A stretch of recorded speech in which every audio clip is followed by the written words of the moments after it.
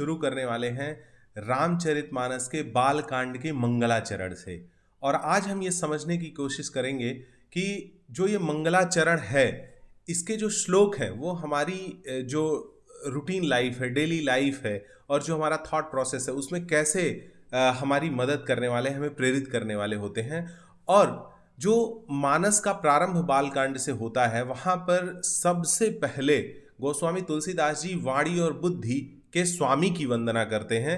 तो हम ये समझते हैं कि वो वंदना क्या है, और वहाँ पर वो कहते हैं वर्णानाम अर्थ संघानाम रसानाम छंदसामपि मंगलानां च कर्तारो वंदे वाणी विनायको।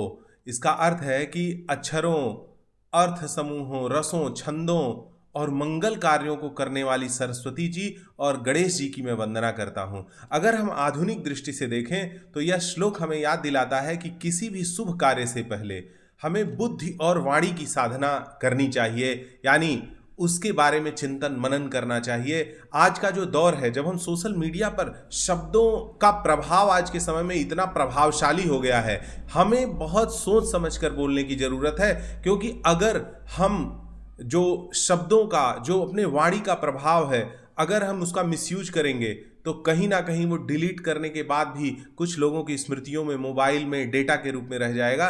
तो आज के समय में तो ये और भी महत्वपूर्ण हो गया है, और इसीलिए हमें सोच समझकर मंगलकारी शब्दों का प्रयोग करना चाहिए। और सरस्वती जी और गणेश जी इसी शक्ति के प्रतीक हैं। सरस्वती जी बुद्धि और वाणी की देवी हैं, तो गणेश जी हर बाधा को दूर करने वाले हैं। और किसी भी रचनात्मक कार्य की शुरुआत में हमें इन शक्तियों का आह्वान करना चाहिए, अर्थात इन शक्तियों से प्रेरणा लेनी चाहिए और स्वयं बुद्धि और विवेक का प्रयोग करते हुए अपनी बुद्धि और वाणी का प्रयोग करना चाहिए। और इसी क्रम में जो अगला श्लोक गोस्वामी जी कहते हैं वह श्रद्धा और विश्वास के महत्व को बताने वाला है।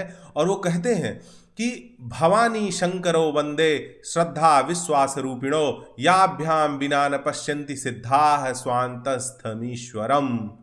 इसका अर्थ है कि श्रद्धा और विश्वास के स्वरूप श्री पार्वती जी और श्री शंकर जी की मैं वंदना करता हूं, जिसके बिना सिद्धजन अपने अंतःकरण में स्थित ईश्वर को नहीं देख सकते।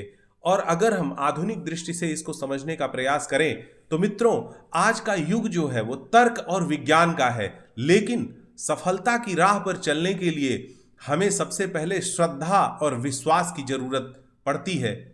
और इसीलिए हम किसी भी क्षेत्र में हो, चाहे वो करियर है हमारा, या आध्यात्म है, या हमारे अपने रिश्ते हैं, सबसे पहली जो जरूरत होती है वो श्रद्धा और विश्वास की होती है।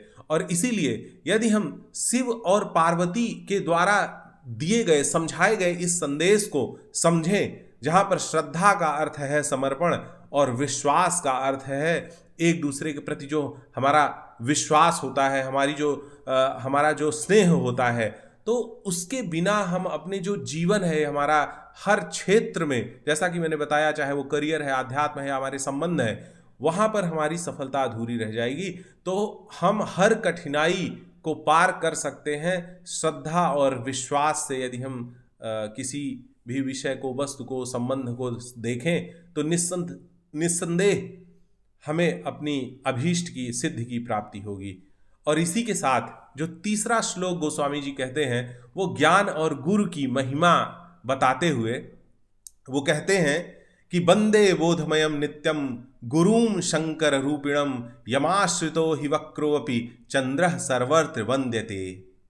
इसका बड़ा ही सुंदर सा अर्थ है कि ज्ञानमय नित्य शंकर रूपी गुरु की मैं वंदना करता हूँ, जिनके आश्रित होने से टेढ़ा चंद्रमा भी सर्वत्र वंदित होता है।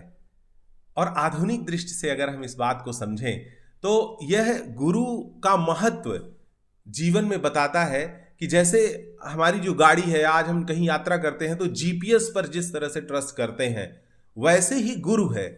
गुरु का महत्व उसी तरह का है, और सही मार्गदर्शन से ही हम अंधकार से प्रकाश की ओर, यानी कल्याण की ओर बढ़ सकते हैं, विकास की ओर बढ़ सकते हैं। और आज के इस डिजिटल युग में अगर आप देखिए तो जो अच्छे गुरु की जो सीख है वही हमें भ्रम से बचाकर सफलता दिला सकती है। क्योंकि इस डिजिटल युग में तो सूचनाओं का अंबार है, लेकिन उसमें भी हमारे महत्व की क्या सूचना है, हमारे महत्व का क्या ज्ञान है, यह सही सच्चा गुरु भी बता सकता है। जैसे कि आज के टाइम में कोचिंग है, लर्निंग है, स्किल डेवलपमेंट की जो चीज़ें हैं, जिस तरह से उसका महत्व है, तो यदि हम किसी भी क्षेत्र में उन्नति करना चाहते हैं तो हमें एक योग्य गुरु या मेंटोर की जरूरत होती है जो हमें स्वीकार कर ले।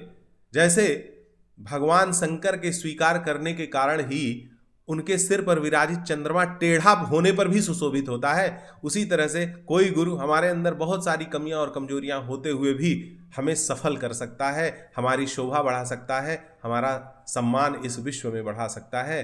और इसी के साथ जो चौथा श्लोक है वो गोस्वामी तुलसीदास जी लिखते हैं, और वो ये विज्ञान संपन्नता की पूजा है। वह कहते हैं कि सीताराम गुण ग्राम पुण्यारण्य विहारिणो वंदे विशुद्ध विज्ञानो कवीश्वर कपीश्वरो। और यहाँ कह रहे हैं कि श्री सीताराम जी के गुण समूह रूपी पवित्र वन में विहार करने वाले विशुद्ध विज्ञान संपन्न कवीश्वर श्री वाल्मीकि जी और कपीश्वर श्री हनुमान जी की मैं वंदना करता हूं। और अगर आधुनिक दृष्टि से हम देखें तो आज जब हम तकनीकी और विज्ञान के युग में हैं तो हमें इसे आत्मज्ञान से जोड़कर देखना चाहिए। आज के समय में अगर आप देखें तो वाल्मीकि जी और हनुमान जी केवल एक पौराणिक पात्र भर नहीं है, बल्कि ये प्रेरणा का प्रतीक हैं। वाल्मीकि जी साहित्य और ज्ञान के लिए और हनुमान जी सेवा, समर्पण और भक्ति के लिए। और इस तरह से ये दोनों विज्ञान संपन्न महापुरुष हैं। और यहाँ पर जो विज्ञान संपन्नता की पूजा गोस्वामी तुलसीदास जी वाल्मीकि और हनुमान जी के रूप में कर रहे हैं, यह यहाँ पर इस दृष्टि में है कि यह हमें दिखाता है कि सच्चा ज्ञान वही है जो न केवल पढ़ने सुनने तक सीमित हो, बल्कि हमारी सोच और कर्म को भी प्रभावित करे। और इसके बाद गोस्वामी जी अपने 5वें श्लोक में कहते हैं कि सीता माता जो शक्ति और कल्याण की देवी हैं, उनकी आराधना और पूजा के बारे में कहते हैं। और इस तरह से है वो श्लोक कि उद्भव स्थित संहार कारिणीम क्लेश हारिणीम सर्वश्रेयस्करी सीता न तो हम राम वल्लभाम। इसका अर्थ है कि उत्पत्ति, स्थिति अर्थात पालन और संहार करने वाली, क्लेशों को हरने वाली तथा संपूर्ण कल्याणों को करने वाली श्री रामचंद्र जी की प्रियतमा श्री सीता जी को मैं नमस्कार करता हूं। और अगर आधुनिक दृष्टि से आप देखें तो सीता जी ज्ञान की, बुद्धि और शक्ति की देवी हैं। और उस रूप में, सीता माता के रूप में यहाँ पर बुद्धि और शक्ति के प्रतीक की आराधना पूजा जो है गोस्वामी जी कर रहे हैं। और शक्ति के साथ सीता जी के अंदर जो वैशिष्ट्य है वह सहनशीलता है। सीता जी शक्ति के साथ सहनशीलता का अद्भुत संगम है। सीता जी धैर्य, त्याग और मौन शक्ति का प्रतीक हैं। और आज अगर हम देखें अपने अंदर तो विश्व के अंदर सभी संस्थाएं, सभी व्यक्तिगत जो इकाइयां हैं, अगर उन सभी को हम अगर देखें तो विवेक और विचार के रूप में यही आता है कि आप शक्तिशाली भी हों, लेकिन शक्ति के साथ आपके अंदर धैर्य, त्याग भी होना चाहिए। और इसलिए आज के समय में चाहे वो करियर है, परिवार है, जो सामाजिक अपेक्षाएं हैं, उन सब के बीच में जो संतुलन स्थापित होगा वह शक्ति और धैर्य दोनों के सामंजस्य से स्थापित होगा। और सीता जी की सहनशीलता और दृढ़ता हमें यही सिखाती है। एक सफल पुरुष या समाज तब तक अधूरा रहता है जब तक उसके अंदर इन सभी शक्तियों का एक समन्वय ना हो। और इसलिए सीता माता इस प्रगतिशील विश्व के लिए एक बहुत बड़ी प्रेरणा स्रोत है। और दोस्तों, इसी के साथ जो अगला श्लोक है वह माया, भ्रम और सत्य की स्थिति को स्पष्ट करते हुए गोस्वामी जी कहते हैं कि यन माया वशवर्ति विश्वमखिलम ब्रह्मादि देवासुरा यत् सत्तत्वाद मृषैव भाति सकलम रज्जो यथो हेर भ्रम। इसका अर्थ है कि जिसकी माया से वशीभूत यह संपूर्ण विश्व, ब्रह्मादि देवता व असुर हैं, जिनकी सत्ता से रस्सी में सर्प के भ्रम की भांति यह समस्त जगत दृश्यमान और सत्य प्रतीत होता है, उस भगवान हरि की मैं वंदना करता हूं। और इस रूप में आज के समय में अगर हम देखें तो ये जो मीडिया है, सोशल मीडिया है और ये जो वर्चुअल वर्ल्ड एक हमारे आसपास बन गया है, उससे हम जो है रस्सी में सर्प के भ्रम की कल्पना कर सकते हैं। जैसे कि सोशल मीडिया और इंटरनेट पर हम सर्वत्र सर्वतोभद्र देख रहे हैं। ऐसा प्रतीत होता है कि दुनिया में किसी के पास भी दुख नहीं है, कष्ट नहीं है, संघर्ष नहीं है, हर व्यक्ति बहुत प्रसन्न चित्त है, जबकि ऐसा नहीं है। और इसीलिए हमें सच्चाई और झूठ में अंतर करने के लिए धर्म बुद्धि रखनी चाहिए। जैसे भगवान की माया से सत्य और भ्रम का भेद कठिन होता है, ऐसे ही भगवान का जब हम आश्रय ले लेते हैं तो अच्छे कर्म में हमें माया के भ्रम से बचाते हैं। और इसीलिए सदकर्म और सद्बुद्धि हमारे लिए बहुत महत्वपूर्ण है।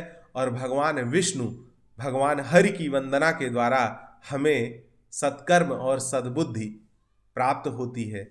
और इसी के साथ अगला जो संकल्प करते हैं गोस्वामी तुलसीदास जी, वह देखिए कितना सुंदर संकल्प है उनका कि नाना पुराण निगमागम सम्मताम यद रामायणे निगदितम क्वचिदन्यतो अपि स्वांतः सुखाय तुलसी रघुनाथ गाथा भाषा निबंधमति मंजुल मातनोति।